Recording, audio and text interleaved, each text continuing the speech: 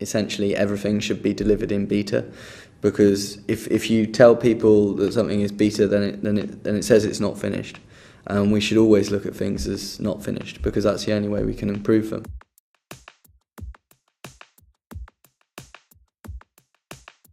It gives you the freedom to create something that people can see, that they can respond to, without having the pressure of it having to function completely. Hey, you have an idea, like, let's just put it out there, see what if it works. And it has this more, at least to me, more of a connotation of spontaneity and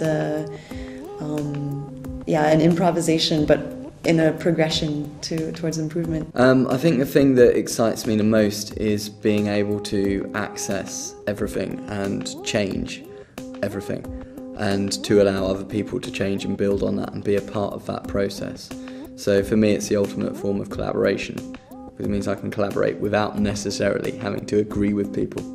Ideas are free. I've got a million of them, at a time. If somebody wants to take an idea that I had, and anyway, the ideas that I have, I probably stole them from somebody else, and I just think that they're mine in the first place. What do I do with my designs, and why do I think of them as something that belong to me? I think people were always bringing themselves into author. They were always posing something very strongly before they were connected to this traditional sense of having to manifest themselves, represent themselves, dig a hole into themselves to find something there. Bringing your interests is something completely different from bringing an agenda, or bringing a very clear topic, or bringing a question that you really want to have answered. I mean, bringing a question is great, but don't ask that question to yourself, ask it to the community. It's just another way of working, and it's a much more improvised way of working, and more free, but also more quick, because you don't have to do it all yourself. I'm interested in what motivates people to work in a collaborative process with people that don't even know each other, and what makes them excited about putting things online and sharing them, even though they'll most likely never see any money for it. Yeah, I think the most exciting thing about open design is the possibility to collaborate with other people, to build on other people's ideas, and to share back with those that you've learned from. I love to do design work in groups because of that sort of free idea association, and when it works properly, you don't know whose idea something is. It's a funny thing, because there's a lot of politics involved in doing creative work as a group. Like, you often feel like all of the good ideas are yours, right? Because you feel like all the ideas belong to everybody, and you get like attached to an idea, and that passion that you feel about the idea, in that kind of tension between what's open and what's owned. Like, creative people feel ownership of what they do, even if they're doing it in an open arena.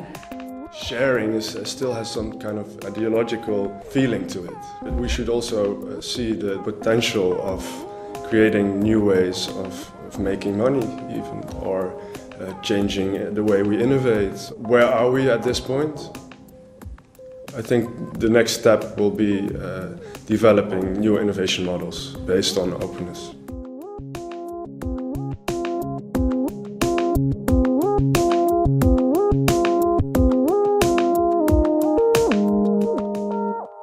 You have to understand that play is not about jumping around having fun.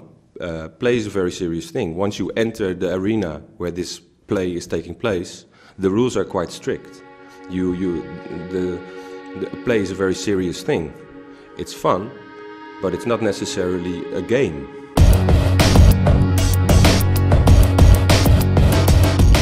With respect to the creative process, or any kind of process while you're working, if your heart isn't in it and your passion isn't in it, and you're not enjoying it, then you don't do your best work, and you don't work effectively. The more that we align our passions and our interests with maybe a more traditional sense of work, or at least just earning the roof over our head or something like that, the more we're inspired to be productive and constructive and enjoy what we do. To make it one thing, to be creative, to have fun all the time during your work. So not the 8 hours, but all the 24 hours, 7 days a week, have fun.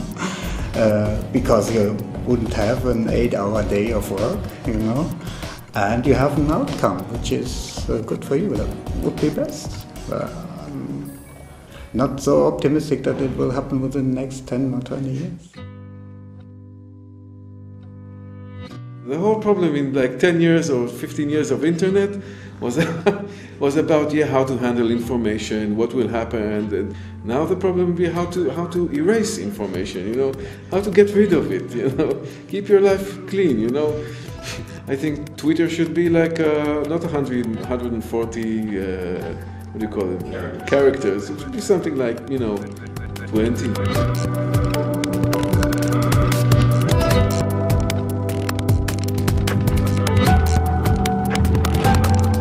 Some people say it's like the next industrial revolution. I think it's a bit far to say it at this point because a lot of it has to be investigated still. What the industrial revolution, what it did was that it changed everything, the way everything is made around us, all the products. But it didn't only change the way the products were made, but it also had a social, cultural impact. It also changed the way cities were built actually, like the small workshops changed into big factories. What happens now is that you see that these big factories go back to small workshops.